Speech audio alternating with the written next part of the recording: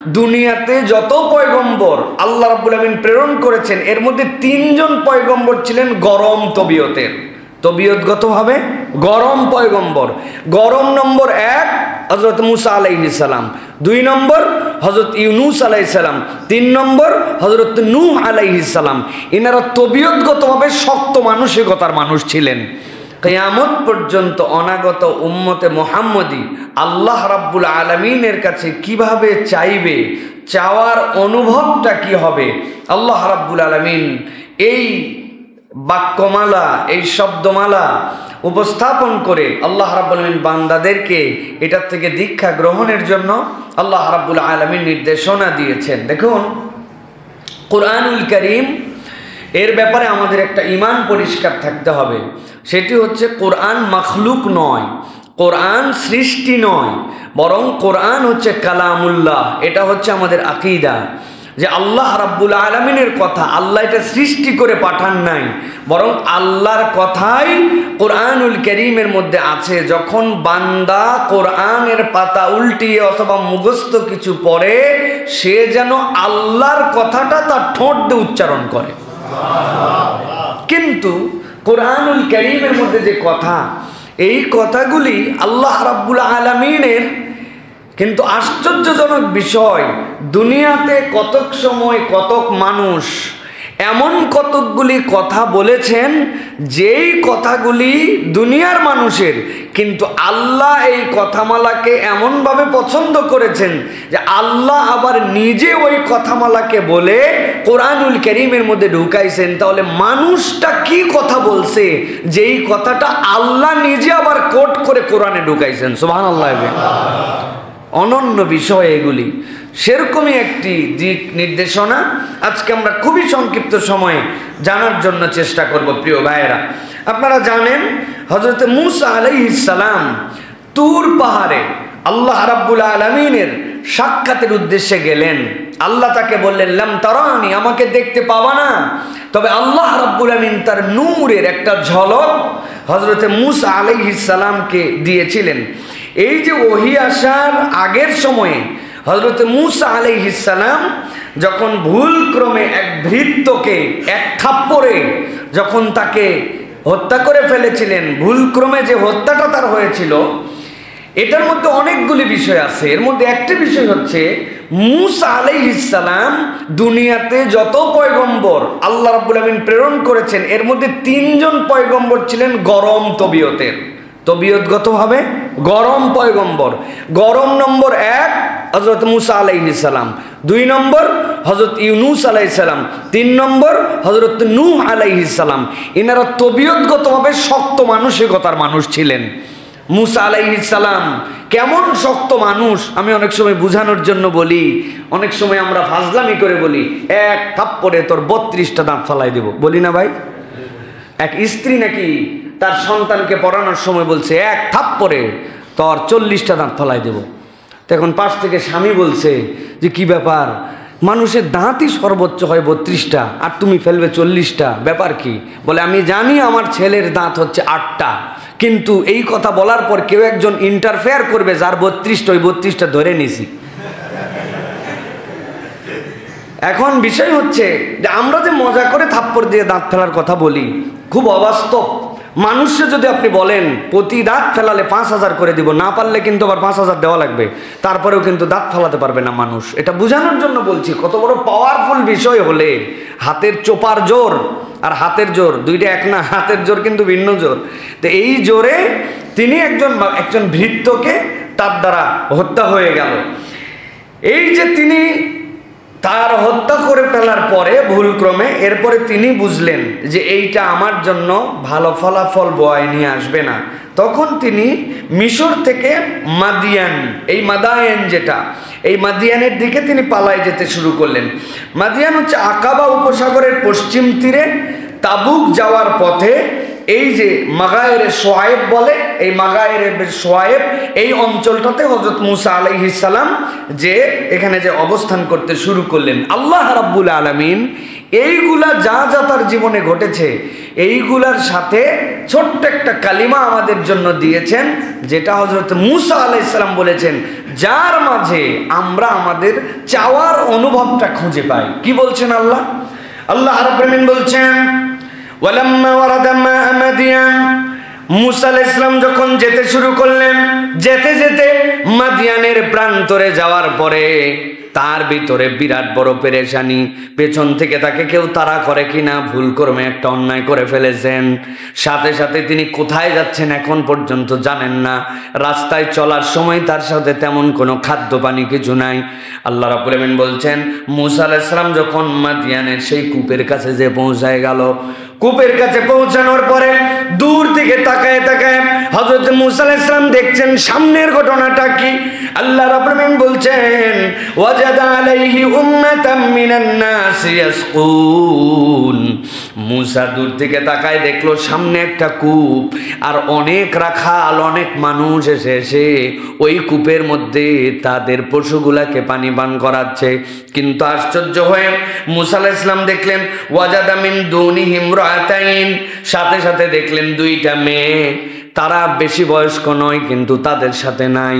তারা তাদের থেকে দূরে আলাদা হয়ে দাঁড়ায়া তারা তাদের পশু যেইগুলা আছে তাজুদান, ওই পশুগুলাকে আগলায় রাখতেছে। পশুগুলা পানি খেতে যেতে চায়, এদিক ওদিক দৌড়ায় যেতে চায়, কিন্তু ওই দুই ভদ্র মহিলা তারা ছেলেদের সাথে নাই, তারা আলাদা হয়ে আছে। আলাদা হয়ে তাদের পশুগুলাকে সামলানোর জন্য চেষ্টা করছে। অবাক হয়ে হযরত মূসা দেখলেন পানি পান করায় ছেলেরা, পশুরা, আর এদের পশুদেরকে পর্যন্ত তারা পানি পান করতে দিচ্ছে না। তারা নিজেরা দুই বোন মিলায়া, দুই মহিলা মিলায়া তারা তাদের পশুকে আটকায় রেখেছে। মূসা আলাইহিস সালাম এটা দেখে দেখে খানিকক্ষণ পরে তাদেরকে বলতে শুরু করলেন, তাদের জিজ্ঞাসা করলেন, ক্বালা মা খাতবুকুমা, বিষয়টা তো বুঝলাম না। পশু তো পানি পান করানোর জন্য এনেছো, কূপ ও সামনে, অন্য ছেলেরা তো পানিও খাওয়ায়, কিন্তু তোমরা পানিও খাও না, পশুগুলাকে পানিও খেতে দাও না, নিজেরা আবার সেখান থেকে দূরে দূরে দাঁড়ায় তোমরা কি দেখো, কেন অপেক্ষা করো? মহিলা দুইজন উত্তর দিতে শুরু করলেন, ক্বালাতা, দুইজন একসাথে বলতে শুরু করলেন, লা নাসকি হাত্তা ইউসদিরার রিআ, আমরা ততক্ষণ পর্যন্ত এই পশুগুলাকে পানি পান করাবো না যতক্ষণ পর্যন্ত এই জায়গায় পুরুষ রাখাল যারা আছে তারা গ্যাদারিং করে, অর্থাৎ এই পুরুষদের সাথে মিলেমিশে ধাক্কাধাক্কি করে, তাদের সাথে গা ঘেঁষাঘেঁষি করে আমরা তাদের সাথে পশুকে পানি পান করাবো না। আর আমরা যে আসছি, তুমি অবাক হচ্ছ, পশুগুলো আমাদের সাথে, আমরা পানি পান না করায় দূরে অপেক্ষা করছি, ছেলেরা পানি পান করাচ্ছে। জিজ্ঞাসা থাকতে পারে, ছেলেদের সাথে যদি মিশবেই না, তাদের পানি পান করানোর আগে যেহেতু তোমাদের পশুদেরকে পানি পান করাবে না, তোমাদের আসার দরকার কি? সাথে সাথে তারা উত্তর দিচ্ছেন, ওয়া আবুনা শাইখুন কাবীর, আমরা এমনি এমনি এখানে আসি নাই, আমাদের আসার একটা যৌক্তিক কারণ, আমাদের আব্বার বয়স অনেক বেশি, উনি যদিও পুরুষ মানুষ কিন্তু উনি এই পশুগুলাকে নিয়ে এসে পানি পান করানোর মতো শক্তি সামর্থ্য রাখেন না, এই জন্য আমরা মেয়েরা আসছি। তবে আমরা কিন্তু ছেলেদের সাথে মিলেমিশে ধাক্কাধাক্কি করে পশুকে পানি পান করাবো না, তাদের পানি পান করানো শেষ হয়ে চলে যাওয়ার পরেই আমরা কেবল পানি পান করাবো। সুবহানাল্লাহ।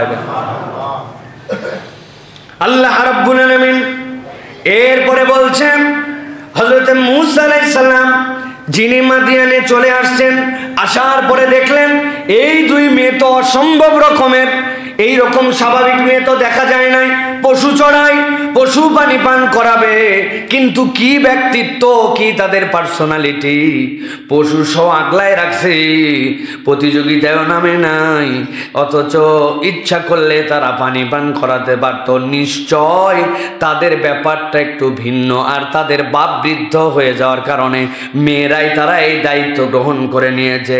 হযরত মূসা আলাইহিস সালাম সাথে সাথে তখন নিজের মধ্যে অনুগ্রহ তৈরি হলো, তিনি সাথে সাথে ওই মহিলা দুইজনকে সেখানে দাঁড় হয়ে থাকতে বললেন। আল্লাহ বলছেন, ফাসাকালাহুমা সুম্মা তাওয়াল্লা ইলা যিল্লি ফাকালা রাব্বি ইন্নী লিমা আনসালতা ইলাইয়া মিন খায়রিন ফাকির। মুসা আলাইহিস সালাম তাদেরকে দাঁড় করায় দিলেন, দাঁড় করিয়ে বললেন তোমরা অপেক্ষা করো। মুসা আলাইহিস সালাম ওই দুই মহিলার পক্ষ থেকে পশুগুলাকে পানি পান করায় দিলেন। পানি পান করায় দেওয়ার পরে মুসা আলাইহিস সালাম বললেন ঠিক আছে তোমাদের পানি পান করায় দেওয়া হয়েছে। ওই দুই মহিলা চলে গেল। আর মুসা আলাইহিস সালাম ছোট্ট একটা ওই কূপের পাশে গাছ ছিল, ছায়াদার গাছ, ওই ছায়াদার গাছের নিচে বসে আল্লাহর কাছে এমন এক কথা বললেন, রব্বুল আলামিন মুসা আলাইহিস সালামের জীবনের হিসাব বদলায় দিলেন। মুসা আলাইহিস সালাম আল্লাহর কাছে বললেন, রব্বি ইন্নী লিমা আনসালতা ইলাইয়া মিন খায়রিন ফাকির।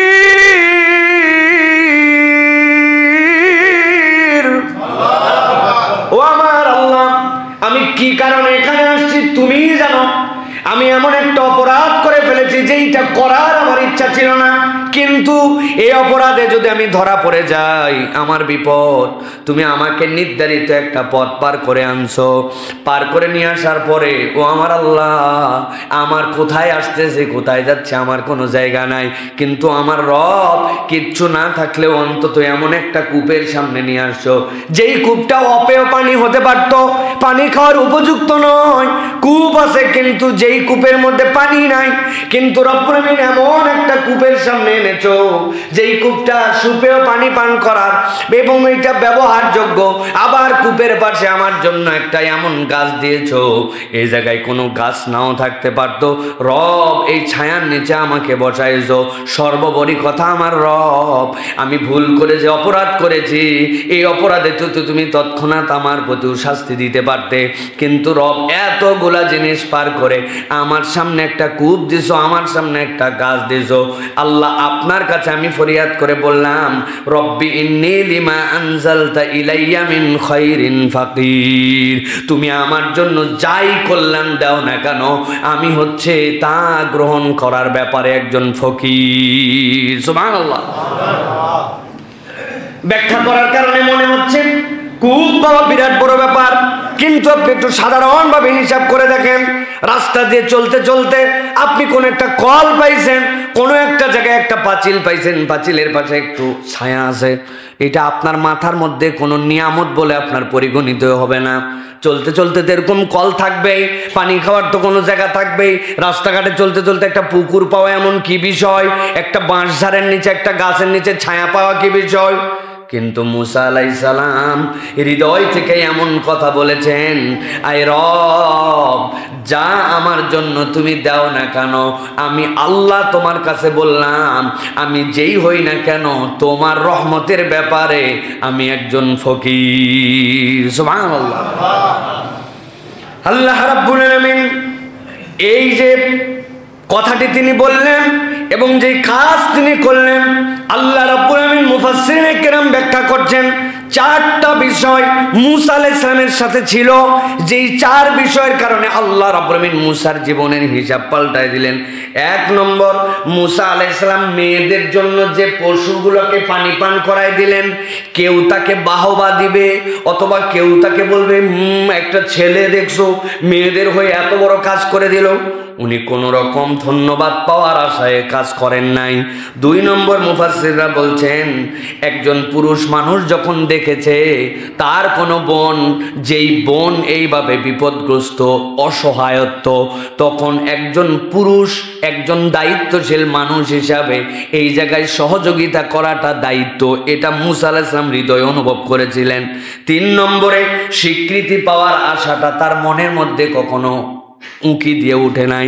এই কাজ করলাম ধন্যবাদ পাবো না, কিন্তু একটা স্বীকৃতি তো দিবে, আশপাশের লোক আমাকে স্বীকৃতি দিবে।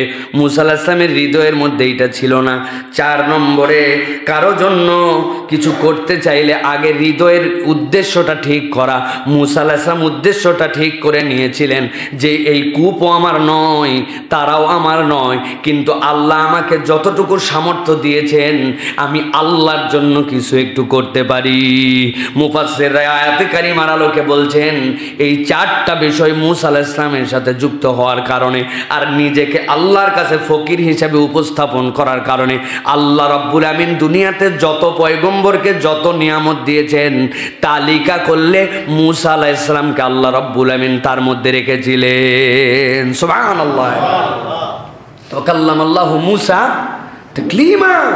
আল্লাহ রাব্বুল আমিন মূসা আলাইহিস সালামের সাথে কথা বলতেন। সুবহানাল্লাহি ওয়া বিহামদিহি। এমন মর্যাদাবান পয়গম্বর, এমন জলিলুল কদর আল্লাহ রাব্বুল আমিন কেন করলেন? এর আগে কিন্তু তিনি নবী হন নাই, কিন্তু এই নবুয়তের পূর্বেই তিনি এই কথা বলে বসছেন। আর আল্লাহ রাব্বুল আমিন তাকে সব দিয়া দুনিয়ার সেরা 3 পয়গম্বরের এক পয়গম্বর বানাইছেন। সুবহানাল্লাহি ওয়া বিহামদিহি। আল্লাহ রাব্বুল আমিন এত মর্যাদা তাকে দান করেছেন। প্রিয় ভাইয়েরা, এই আয়াতে কারিমার আলোকে আমি আপনাদের কাছে সংক্ষিপ্ত দু একটি কথা আরো বলতে চাই প্রিয় ভাইয়েরা। সেটা হচ্ছে আল্লাহ রাব্বুল আলামিনের কাছে এই যে তিনি অনুভবটা বললেন, রব্বি ইন্নী লিমা আনজালতা ইলাইয়া মিন খাইরিন ফাকির, এইটা তার মূলত আল্লাহ রাব্বুল আলামিনের কাছে এই অনুভবের কারণ কি? মুফাসসিররা ব্যাখ্যা করছেন, কূপ এখানে না থাকতে পারত, রাস্তায় তিনি ধরা পড়তে পারতেন, গাছের ছায়া নাও পেতে পারতেন, এত দূর আসার আগে কূপ পাওয়ার আগে তৃষ্ণায় তিনি মারা যেতে পারতেন, নানান অনুভব ছিল। এত অনুভবের মধ্যেও সাধারণ একটা কূপের পানি পেয়ে যখন তার হৃদয়ের এই অনুভবটা জাগ্রত হয়েছে, আল্লাহ রাব্বুল আমিন তখন তার অন্তরটাকে মাশকুর অন্তর হিসেবে কবুল করে নিয়েছেন। সুবহানাল্লাহ। মাশকুর মানে কি? মাশকুর অন্তরটা আমাদের একটু অনুভব থেকে জাগ্রত করে বুঝে নিতে হবে যে কোন হৃদয়টাকে আমরা মাশকুর বলবো। আমরা এক গ্লাস ঠান্ডা পানি পেলাম, খাবারটা সুন্দর ছিল, এরপরে আমার মুখ দিয়ে আলহামদুলিল্লাহ এটা বের হয় স্বাভাবিক, কিন্তু মাশকুর হৃদয় কাকে বলে? সালাফগণ বলছেন, দেখো কোনো একটা ছেলে এসে, উদাহরণ দিচ্ছি, সমসাময়িক দিয়ে উদাহরণ দেয়, কোনো একটা ছেলে এসে বলতেছে, বাবা রাস্তার পাশে একটা আইসক্রিম আলা 2 টাকা দামের একটা করে আইসক্রিম বিক্রি করছে, আমাকে একটা আইসক্রিম কিনে দাও। বাবা বলছে, খবরদার, আইসক্রিম খাবি না। বলছে, এই যে পাশে রং দেওয়া শরবত পাওয়া যাচ্ছে, কি সুন্দর গরম, বাবা মাথা ফেটে যাচ্ছে আমার, গরমে ছাতি শুকায় যাচ্ছে, ওইখানে মাত্র 5 টাকা গ্লাস শরবত, খবরদার শরবত খাবি না। খানিকক্ষণ যাওয়ার পরে বলছে, আব্বা এই যে এই জায়গাতে আমি দেখতে পাচ্ছি রাস্তার পাশে সুন্দর সুন্দর 2 টাকা করে এত বড় বড় একটা করে সিঙ্গারা বানায়, আমাকে একটা সিঙ্গারা কিনে দাও। বাপ বলছে, খবরদার খাবি না। এখন ওই সন্তান হৃদয় থেকে এটা যদি অনুভব করে যে আমার ছাতি ফেটে যাচ্ছে তৃষ্ণায়, আমার বাপ আমাকে কিনে দিল না একটা আইসক্রিম, আমি গরমে শেষ, আমাকে দিচ্ছে না এই চমৎকার রঙিন শরবত, আমার ক্ষুধা পেটে বলছে যে বাড়িতে একটু পরে যাবি, রাস্তার পাশে অথচ 2 টাকা দাম মাত্র সিঙ্গারা, তো বড় সাইজ, আমারে খেতে দিল না। বুদ্ধিমান মানুষ তখন বলবে, বাপ ভুল করছে না ঠিক করছে? ভাই এই যে দেখেন, এর নাম অনুভব। ওই ছেলের বোধের জায়গা নাই, ও বাপকে ওই জায়গাতে মনে করতেছে যে আমার বাপ আমার সাথে এরকম এরকম করলো, কিন্তু বুদ্ধিমান মানুষ বলছে 2 টাকার আইসক্রিম, আরে 2 টাকায় তো পানি হয় না, আইসক্রিম বানালো কোন পানি দিয়া, এর মধ্যে কোন জার্ম আছে, রাস্তার পাশে বিক্রি করতেছে, তার মধ্যে আবার নারিকেলের দেখতেছি গুঁড়াও আছে, যেই নারিকেলে একটার দাম 200-300 টাকা, এর মধ্যে দিল কেমনে রে? তার মানে এর মধ্যে ভোগী যোগী আছে। বাবা তোর তৃষ্ণা আছে, গরম মাথা, এইটা খাবি, তোর জন্য ক্ষতি হবে।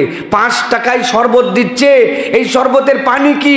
শরবত তুই খাইস না, বাড়ি চল, শরবত খাইলে তোর হয়তো জন্ডিস হয়ে যেতে পারে।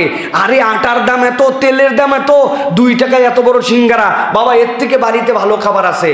বাপ বারণ করে করে ধরে ধরে বাড়িতে নিয়ে গেছে, কিন্তু সন্তান কি মনে করছে, হায় হায় তৃষ্ণায় খেতে দিল না, গরমে আইসক্রিম দিল না, ক্ষুধায় সিঙ্গারা দিল না। ঠিক কিনা ভাই? আল্লাহ রাব্বুল আলামিন বান্দার হৃদয় যখন মাশকুর দেখতে চান, আমার রব জানেন আমার জন্য কি লাগবে, আমার রব জানেন আমার জন্য কোনটা ভালো, আমার হালত যেইটাই চলে। রব যখন ওই বান্দার মুখ থেকে শুনতে পান যে আমার বান্দা ওই হালতের প্রতিও সন্তুষ্ট থেকে আল্লাহর প্রশংসা করে বলছে আমি রব তোমার প্রতি খুশি, আলহামদুলিল্লাহ, আল্লাহ ওই বান্দাকে সাথে সাথে আল্লাহর মাশকুর বান্দাদের অন্তর্ভুক্ত করে নেন। আমার কথা নয়, সহিহ হাদিসের মধ্যে আসছে কোন একটা বাবা তার কলিজার সন্তান ছোট্টবেলায় মারা গেছে, 10 বছর বয়সে, 8 বছর বয়সে, সহ্য করার মতো নয়। যার হারাইছে সেই কেবল জানে তার হৃদয়ের ব্যথাটুকু কতটুকু। ফেরেশতারা তার জান কবজ করে নিয়ে গেছে। বাপ কাঁদে, মা কাঁদে, নবীজি স্বয়ং কেঁদেছেন। ইব্রাহিমকে কোলে নিয়ে নবী সাল্লাল্লাহু আলাইহি ওয়াসাল্লামের চোখ বয় বয় পানি পড়ে গেছে। তার কলিজার ধন আল্লাহ নিয়ে নিয়েছেন। ফেরেশতারা আল্লাহর কাছে যায়, আল্লাহ সব জানেন।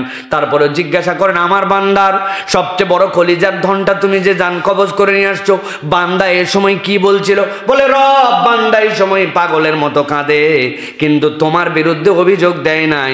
তখনও সে বলছে ইন্না লিল্লাহি ওয়া ইন্না ইলাইহি রাজিউন, আমি আমার রবের প্রতি সন্তুষ্ট আছি, নিশ্চয় আমার রব আমাকে উত্তম কোনো বিনিময় দিবেন। আল্লাহর সাথে সাথে ফেরেশতাকে বলেন যাও ফেরেশতা, আমার বান্দার জন্য জান্নাত তো আছেই, কিন্তু এই জান্নাতের ভিতরে সে যে আমার প্রশংসা করেছে, আমার প্রতি সন্তুষ্ট আছে, এর জন্য আলাদা একটা ঘর নির্মাণ করে রেখে দাও। আল্লাহ রাব্বুল আলামিন এই জন্য বান্দার হৃদয়টাকে মাশকুর হৃদয় দেখতে চান। রবের প্রতি আপনার সন্তুষ্টি, এটা আল্লাহ রাব্বুল আলামিনের বড় বড় নিয়ামত, এটা আল্লাহর পক্ষ থেকে তো আপনার জন্য একটা রিজিক। এই জন্য আল্লাহ বলছেন, মূসা যখন ডাক দে বলেছে রব্বি ইন্নী লিমা আনজালতা ইলাইয়া মিন খায়রিন ফাকির, আল্লাহ আপনার প্রতি আমি সন্তুষ্ট আছি। রব্বুল আলামিন আপনি আমার জন্য যে নিয়ামত দিয়েছেন, এই নিয়ামতটা আমি আল্লাহ রাব্বুল আলামিন আপনার প্রতি কৃতজ্ঞ হলাম। তবে আপনি আরো যদি কিছু দেন, আমি আল্লাহ রব্বুল আমিন আপনার প্রতি আল্লাহর পক্ষ থেকে অনুগ্রহ নেওয়ার জন্য প্রস্তুত আছি। রব্বুল আমিন বলছেন, এরপর আল্লাহ রব্বুল আমিন ওই ব্যক্তির জন্য কি করলেন? ওই ব্যক্তির এই উপস্থাপনা, তখনও তিনি ব্যক্তি, তখনও তিনি পয়গম্বর নয়। আল্লাহ রাব্বুল আমিন তার এই ফকির শব্দ কেমন পছন্দ করলেন? তাফসীর কারকরা বলছেন তিনি মিসকিন নিজেকে না বলে ফকির কেন বললেন? ফকির বলার কারণ আল্লাহ রাব্বুল আমিন যে খাতগুলা কোরআনে বর্ণনা করেছেন, ইন্নামাস সাদাকাতু লিল ফুকারা ওয়াল মাসাকিন, মিসকিনের আগে ফকিরের অবস্থান। আল্লাহ রাব্বুল আলামিন ফকিরকে কি বুঝিয়েছেন? লিসানুল আরবের মধ্যে আসছে মিসকিনের তাও কিছু আছে, কিন্তু ফকিরের কিছুই থাকে না। মিসকিনের যে কিছু আছে তার প্রমাণ কি? কোরআন বলছে আম্মাস সাফিনাতু ফাকানাত লিমাসাকিনা ইয়ামালুনা ফিল বাহার। আল্লাহ রাব্বুল আমিন বলছেন ওই যে ডুবাই দিলেন, তার দরিয়ার মধ্যে যাওয়ার পরে, পার হওয়ার পরে তার নৌকাটা জিজ্ঞাসা করতাম নিষেধ করেছেন, কিন্তু দরিয়ায় ডুবাই দেওয়া। আল্লাহ সেই জায়গায় বলছেন এটা হচ্ছে দুইজন মিসকিনের, তাদের একটা নৌকা আছে। তার মানে মিসকিন ফকিরের থেকে একটুখানি উন্নত গ্রেডের, মিসকিন ফকিরের থেকে একটুখানি এগিয়ে, কিন্তু নিজেকে তিনি যখন ফকির বলে উপস্থাপন করেছেন, আল্লাহ রাব্বুল আমিন বলছেন ফাজাআতহু ইহদাহুমা তামশি আলা ইসতিহয়াইন ক্বালাত ইন্না আবি ইয়াদউকা লিয়াজজিয়াকা আজরা মা সাকাই। এক বোন এসে বলল আপনার জন্য আল্লাহ রাব্বুল আলামিন আপনি আমাদের জন্য যে উপকার করেছেন, আব্বার কাছে আমরা গল্প করেছি, আব্বা বলছেন আপনাকে এর জন্য কিছু বিনিময় দান করবেন, মেহেরবানি করে আপনি আমাদের বাপের কাছে চলেন। হযরতে মূসা আলাইহিস সালাম ওই জায়গাতেও এমন ধরনের চরিত্র দেখিয়েছেন, মেয়েটার বাড়ি সে চিনে, কিন্তু মেয়েটাকে তিনি বলছেন আমি আগে আগে যাই, তুমি পিছন থেকে বলবা কখন ডানে যেতে হবে কখন বামে যেতে হবে, কেননা একটা মেয়ে সামনে হেঁটে যাবে আর পিছন থেকে ছেলে অনুসরণ করলে তার শরীরের দিকে, তার অবয়বের দিকে তার দৃষ্টি যেতে পারে। এই জন্য বলছেন তুমি তোমার বাড়ি তুমি চিনো, কিন্তু আমাকে সামনে দিয়ে পিছন থেকে বলবা ডানে যান বামে যান, তুমি পিছনে থাকো, তোমার অনুসরণ করে আমি যাই। হযরতে মূসা বাড়িতে আসলেন, বাকি বিষয় আমাদের বলার উদ্দেশ্য নয়। এরপরে তার সাথে কথা হলো, তার বিনিময় দেওয়ার ক্ষেত্রে তার সন্তানরা বলল আপনি তাকে কর্মচারী হিসেবে লাগান, কিন্তু তিনি বললেন না, আমি আমার 2 কন্যার মধ্য থেকে একজনকে তোমার সাথে বিবাহ দিতে চাই, 8 বছর আমার হয়ে তুমি কাজ করবা আর আমাকে তুমি পাবা ইনশাআল্লাহ মিনাস সলিহিন, নেককারদের মধ্যে। তবে যদি 10 বছর পূর্ণ করো, এটা তোমার ব্যাপার। মূসা আলাইহিস সালাম দেখলেন খাওয়ার জায়গা নাই, থাকার জায়গা নাই, ফেরারি আসামি। আল্লাহ রাব্বুল আলামিন তার এই প্রশংসা আর এই কাজকে এমন কবুল করলেন, থাকার জায়গা দিলেন, নিরাপত্তা দিলেন, 10 বছরের বন্দোবস্ত দিয়ে দিলেন, উত্তম স্ত্রী দিলেন। আল্লাহ রাব্বুল আলামিন তার জন্য রিজিকের ওয়াসাআত দান করে দিলেন। শুধু নিজেকে আল্লাহর কাছে উপস্থাপন করতে হয়, বলার ভাষা, পয়গম্বরদের বলার ভাষাগুলা। এই জন্য কোরআনুল কারীম ব্যাপকভাবে উল্লেখ করেছে। জাকারিয়া আলাইহিস সালাম কি বলেছেন? রব্বি লা তাযারনি ফারদান ওয়া আনতা খায়রুল ওয়ারিসিন। এগুলো একটু পড়বেন আপনারা, হ্যাঁ, বাড়িতে যে এইটুকু বলেই তো শেষ করা যায় না। এইগুলো হচ্ছে হৃদয় থেকে যেন আমাদের জাগরুক হয়। রব্বি লা তাযারনি ফারদান, আল্লাহ বাচ্চা কাচ্চা নাই, সন্তান নাই, কিচ্ছু নাই, আপনি আমাকে আল্লাহ একাই ছেড়ে দিয়েন না। মানে আল্লাহ আপনি আমাকে একটা সন্তান দেন, আল্লাহ আপনি আমার জন্য একটা নেক ওয়ারিসের ব্যবস্থা করেন। সাথে সাথে আবার বলতেছেন আল্লাহ না হলে তাই কি, ওয়ান্তা খায়রুল ওয়ারিসিন। এরকম না যে আমার না হলে আমার বয়ে যাবে, না না না, আপনি আমার উত্তম ওয়ারিস, আপনি আমার উত্তম ব্যবস্থাপক, আপনি আমার উত্তম উত্তরাধিকার। কার নাম আল্লাহ কিয়ামত পর্যন্ত টিকায় রাখবেন? সন্তান দিয়ে নয়, আল্লাহ চাইলে টিকায় রাখতে পারেন। এই জন্য জাকারিয়া আলাইহিস সালামকে আমরা ভুলতে পারি নাই। আল্লাহ এই কথাটা উল্লেখ করে দিয়েছেন। এই জন্য জাকারিয়া বলল আল্লাহ দিলে ভালো, তবে আপনি কিন্তু আগাই, এটা আবার বুঝেন না যে আমি চাচ্ছি আপনাকে বাদ দিয়ে। আল্লাহ এমন দেওয়া দিয়েছেন, জাকারিয়া আলাইহিস সালামের সন্তানকে আল্লাহ এমন নামে সম্বোধন করছেন, দুনিয়াতে এই নামে এর আগে কোনো পয়গম্বর ছিলেন না, এবং আল্লাহ রাব্বুল আমিন নিজে তাকে ওই রুশজাত পয়গম্বর দান করছেন। সুবহানাল্লাহ। আল্লাহ কবুল করলে কেইসা কবুল করা করে। ও আইয়ুব ইয নাদা রাব্বাহু আন্নী মাসসানি আদ-দুর। আল্লাহ বহুদিন ধরে আমি অসুস্থ, আল্লাহ এতদিন কিচ্ছু বলি নাই, আজকে আমাকে সকালে যে খাবার দিতে আসে, বিকালের বন্ধুর কাছে সে যাওয়ার সময় বলতেছে এত লোক ভালো হলো, আইয়ুব ভালো হয় না। নিশ্চয়ই এমন কোনো পাপ আছে যে এই পাপের কারণে আইয়ুব ভালো হয় না। আল্লাহ এতদিন কিছু বলি নাই, আজকে তোমার সাথে আমার কথা আছে। বিকালের বন্ধুকে বলছে তুমি একটু বাইরে যাও, আল্লাহর কাছে বলতে শুরু করছে তুমি সব জানো। যখন আমি সুস্থ ছিলাম সকাল থেকে সন্ধ্যা পর্যন্ত কাজ করেছি, কায়িক শ্রম দিয়ে পরিবারকে খাওয়াবো, বাচ্চাকে খাওয়াবো। সন্ধ্যার সময় খাবারটা রেখে জানলার পাশে দাঁড়াইছি, দেখি বাইরে 2 জন লোক ঝগড়া লাগাইছে। এমন ঝগড়া, ওই 2 জনের ঝগড়া খেয়াল করে শুনলাম কি ঝগড়া, দেখি ঝগড়ার সাবজেক্ট অন্য কিছু নয়, আল্লাহকে নিয়ে ঝগড়া করে। কথা বলতে বলতে একজন আরেকজনকে গালি দিয়ে দিল, এমন গালি দিল আমি তো অবাক হয়ে গেলাম। আল্লাহকে গালি দিছে, কিয়ামতের দিনে তো ফেঁসে যাবে। রব্বুল আমিন, আমি সাথে সাথে তওবা করানোর জন্য বাহিরে বের হলাম, আশ্চর্য হয়ে গেলাম, বের হতে দেরি, 2 জন হারায় যেতে দেরি নাই। খুঁজে আর 2 জনকে পেলাম না, কি করব পেরেশান। বাড়িতে অভুক্ত, আমি অভুক্ত, সারা দিনের পরিশ্রম, সকল খাবার নিয়ে বাইরে চলে আসলাম। মিসকিন তালাশ করতে শুরু করলাম, একটা মিসকিন পাওয়ার সাথে সাথে সব খাবার দিয়ে দিলাম। দেওয়ার পরে নিয়ত করলাম মনে মনে, আমার রব কিয়ামতের দিনে আমার ওই ভাইটা তোমাকে গালি দেওয়ার কারণে আটকায় যেতে পারে, কিন্তু তুমি বলেছো সাদাকা দিলে তুমি বিপদ দূর করে দাও। ওই ভাইয়ের পক্ষ থেকে আমরা ফ্যামিলি অভুক্ত থেকে আজকে দান করে দিলাম। সুবহানাল্লাহ। এতদিন বলি নাই আল্লাহ, আজকে বলছো ও বলে আমার নাকি এমন কোন গুনাহ আছে যেই গুনার কারণে আমার অসুখ ভালো হয় না। আজকে তোমার কাছে ডাক দিয়ে বললাম ওয়া আইয়ুব ইয নাদা রাব্বাহু আন্নী মাসসানি আদ-দুর ওয়া আনতা আরহামুর রাহিমিন। আয় রব, আমি অসুস্থ, ভালো ডাক্তারের ব্যবস্থা করে দাও, এমন ওষুধ দাও যে ওষুধ লাগানোর সাথে সাথে ভালো হয়ে যাবে। না না না আল্লাহ না, আমি যখন অসুস্থ তখন আমার অনুভব হচ্ছে ওয়া আনতা আরহামুর রাহিমিন, আমি নিজেকে নিজে যতটুকু না ভালোবাসি আমার রব তার থেকে বেশি আমাকে ভালোবাসে। বান্দের দয়াবান আমার রব, আমি আমার নিজের জন্য যা ব্যথা পাই তার থেকে বেশি ব্যথা অনুভব করেন যিনি, তিনি হচ্ছেন হালিম। হালিম কাকে বলে? হালিম মানে কি? আল্লাহ রাব্বুল আমিন নিজের নাম যে হালিম রাখলেন। হালিম মানে কি? কোন একটা বাপ সন্তান হারায় ফেলছে, 12 বছর 13 বছর 15 বছরে একটা সন্তান মারা গেছে, ফিল করেন ওই বাপ সন্তান হারানোর ব্যথাটা অন্তরে যেভাবে অনুভব করবে। আমি হুজুরের কাছে এসে বলছি হুজুর আপনি একটু দোয়া করবেন। আমিও শুনে আহারে পানিতে পড়ে আগুনে পুড়ে এইভাবে মারা গেল, ইস ব্যথায় আমার অন্তর জ্বলে। কিন্তু ঈমান সহি থাকলে বিশ্বাসের আলোকে জিজ্ঞাসা করব, বলেন তো ওই বাপ তার সন্তান হারানোর ব্যথা যেভাবে অনুভব করছে, হুজুর কিয়ামত পর্যন্ত বিশ্বাস করলে অনুভব করতে পারবে? দুনিয়ার কেউ পারবে?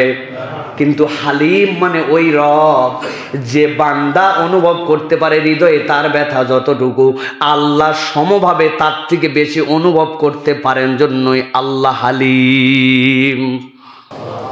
আল্লাহ রাব্বুল আলামিন বলছেন আমার আইয়ুবের ডাক আরশে আজিমে ধাক্কা দিয়ে দিয়েছে। আল্লাহ রাব্বুল আলামিন এক মুহূর্ত দেরি করেন নাই। আল্লাহ রাব্বুল আলামিন ফেরেশতা পাঠাইছেন, উরকুদ বিরিজলিকা হাযা মুগতাসালুম বারিদুন ওয়া শারাব। হাঁটুটা তুলে বাড়ি মারতে দেরি নাই, এমন পানি মাথায় ঢাললেন খাওয়ার উপযুক্ত, গোসলের উপযুক্ত।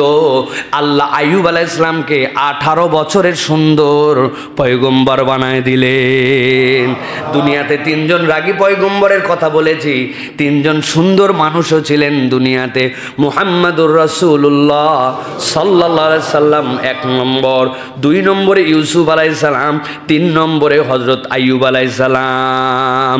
কিন্তু হযরতে ইউসুফের থেকেও বড় পারফরম্যান্স ছিল আইয়ুব আলাইহিস সালামের।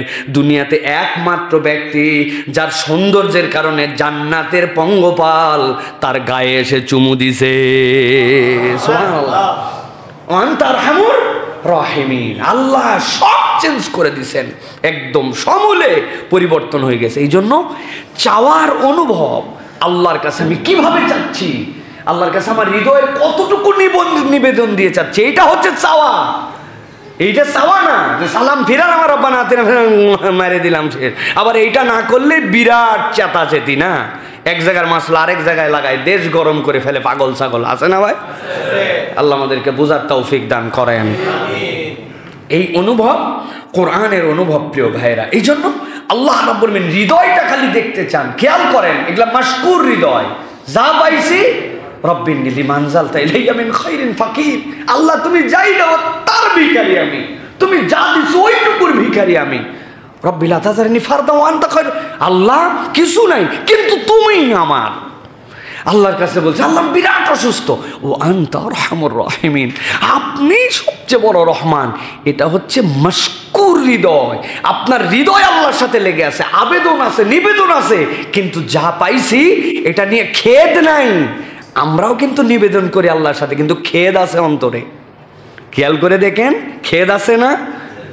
একই পড়ালেখা, একই চলাফেরা, বাড়ি করে ফেললো, অমুক করে ফেললো, আমার কিছুই হলো না, আছে না ভাই?